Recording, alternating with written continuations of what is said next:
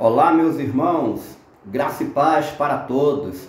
Gente, eu estou passando aqui rapidinho no canal Renovo da Palavra para gravar um vídeo. Olha, um vídeo para lá de polêmico. Gente, eu gostaria de falar um pouco respondendo a seguinte pergunta: Jesus voltará em duas fases distintas?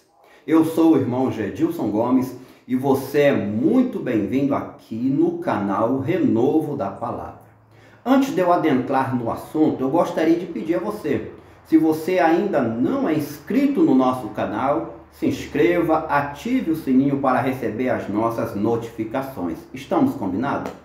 Então vamos lá. Gente, escatologia é uma matéria maravilhosa dentro da teologia, mas ela gera muitas perguntas e isto é bom, isso é sinal que o povo, o público, tem a sede do saber. Entre tantas perguntas, uma delas é: Jesus vai voltar em duas fases distintas? Em primeiríssimo lugar, a origem desta doutrina está no pré-tribulacionismo. Os pré-tribulacionistas ensinam desta forma. Por outro lado, existem outros grupos de cristãos, nossos amados e queridos irmãos, que não compreendem assim.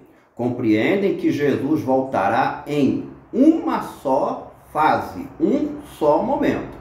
Então vamos lá, vamos compreender melhor a visão pré-tribulacionista, que leva os pré-tribulacionistas a compreenderem que haverá duas fases distintas. A primeira fase, comumente é chamado na Bíblia, é chamado na teologia, nos ensinamentos de escatologia, como arrebatamento da igreja. Existe uma palavra-chave dentro da questão do arrebatamento. O local onde haverá o encontro da noiva com o noivo. O apóstolo Paulo, em 1 Tessalonicenses, capítulo 4, versículo 17, ele é muito enfático, ele deixa claríssimo. Ele disse que o encontro acontecerá nos ares. Acontecerá nas nuvens. Então nós não podemos perder isso de foco. O encontro acontecerá nos ares.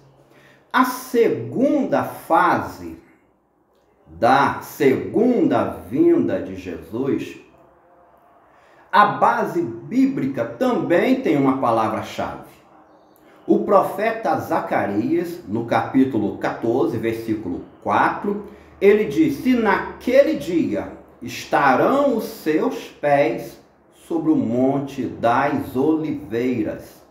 Ora, se estará os pés do Senhor no monte das oliveiras, então o encontro nos ares é um assunto distinto, e os pés de Jesus no monte das oliveiras é outro assunto. Então nós compreendemos assim: primeiro ele vem para os seus. Nesta ocasião ele arrebata a igreja. E depois ele vem com os seus. Nesta fase aí, gente, é que todo olho verá. Na ocasião do arrebatamento da igreja, ele será imperceptível. Ele não será visto. Só os santos vão perceber, vão participar e vão ver toda a glória de Cristo na sua manifestação para buscar a igreja. E na segunda fase, aí sim, ele vem em público. É exatamente isso que Apocalipse 1:7 afirma, Mateus 24, 29, 30 e 31, todo olho o verá. Mas vamos lá, vamos desenvolver um pouco mais deste assunto, porque ele é riquíssimo mesmo. Porque o pré-tribulacionismo acredita, crê, prega e ensina dessa maneira. Gente, os eventos escatológicos, eles têm uma sequência. Os eventos seguem uma ordem. Vamos apanhar como referência a grande tribulação. Vamos entender um pouco. Se Jesus voltasse antes da grande tribulação, se Jesus parasse nas nuvens, arrebatasse a igreja e também descesse imediatamente para a terra, como ficaria a questão escatológica? Ficaria até bizarra, porque ele na terra, com a igreja glorificada, não tem como acontecer a grande tribulação. Por outro lado, vamos entender que Jesus retorna depois da grande tribulação, ele para nas nuvens, arrebata a igreja e depois ele desce para a batalha do Armagedon. Aí nós criamos também um outro problema muito grande dentro da escatologia. A igreja, assim, gente, ela não vai para o céu, ela não conhece o céu. E todos nós sabemos que em João capítulo 14, Jesus prometeu: na casa do meu Pai há muitas moradas. Eu irei, vos prepararei lugar, e quando for, virei outra vez e vos levarei para mim mesmo. Então tem uma promessa da igreja ir para o céu. No livro do Apocalipse, em várias referências do livro, a igreja está no céu.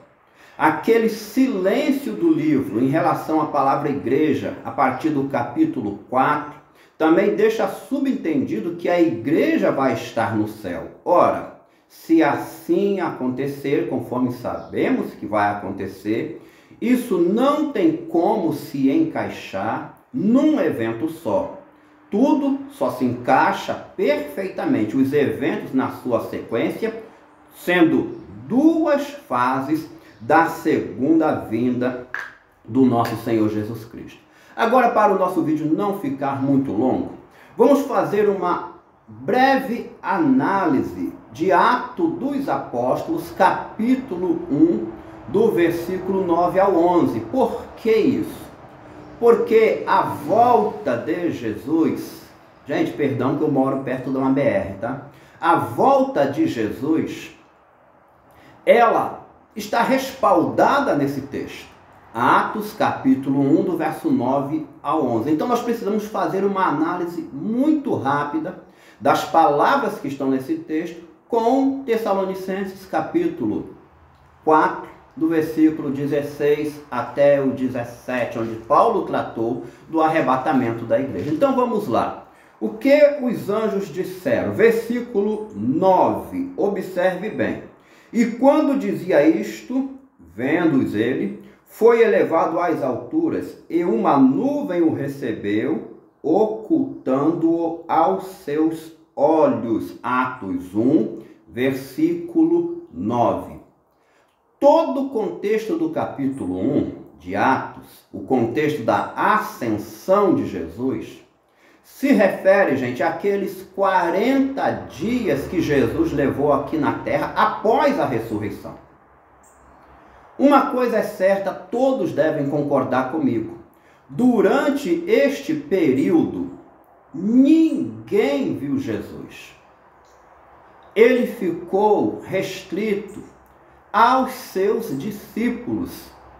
Jerusalém não viu, ele não apareceu em público para ninguém mais. Agora aqui no Monte das Oliveiras, na ascensão de Cristo, vamos visualizar direitinho a cena. Jesus está dando as últimas instruções aos seus discípulos. Quando ele está terminando de dar as instruções, versículo 9, ó, e quando dizia isso, vendo-o eles, os discípulos estavam vendo ele. Ele foi elevado às alturas, ou seja, Jesus começou a subir. Imediatamente os discípulos ergueram os olhos, naturalmente, olhando Jesus subindo. Aí tem uma palavra aqui no texto que chama muito a minha atenção e faz toda a diferença dentro da polêmica das duas fases da segunda vinda de Jesus. Uma nuvem o recebeu e ela também ocultou Jesus aos olhos dos seus discípulos. Opa! Então nós temos agora aí uma luz dentro da questão. Eu pergunto, o que aconteceu com Jesus da nuvem para cima? Porque, gente, da nuvem para baixo, ali estavam os observadores. Eles não mais têm visão de Jesus da nuvem para cima. O que aconteceu com Jesus? Gente, sem nenhum medo de errar. O que aconteceu com Jesus ali foi a glorificação plena do seu corpo. Nós precisamos aprender muito mais sobre o corpo glorificado. Durante os 40 dias que ele esteve aqui na terra, ele não estava na plenitude da sua glorificação. Como é que eu sei disso? Se você ler Mateus 17, versículo 2, aquela questão da transfiguração, você vai ver que o corpo de Jesus resplandeceu ali no Monte da Transfiguração. Ainda se você ler Apocalipse capítulo 1, versículo 14, você vê a descrição do Cristo glorificado, os seus olhos como chama de fogo, sua cabeça branca como a lã branca, entre outros detalhes da glorificação plena do corpo de Jesus. Sem nenhum medo de errar, este fenômeno aconteceu daquela nuvem da ascensão para cima. E o texto é muito claro que isso foi ocultado dos olhos dos discípulos. Eles não viram este fenômeno. Por quê? Porque isso já se dá, gente, dentro do sobrenatural. A linha que faz divisão do natural com o sobrenatural foi a nuvem. Isso se dá dentro do âmbito espiritual. Para nós concluirmos o nosso raciocínio, nós precisamos fazer uma visita ao Salmo 24, do versículo 7 ao versículo 10. Esse salmo é importantíssimo dentro do contexto que eu estou anunciando. Qual é o assunto do Salmo 24? Davi escreveu aquele salmo por ocasião em que a Arca da Aliança, que havia sido roubada, ela retornou para Jerusalém.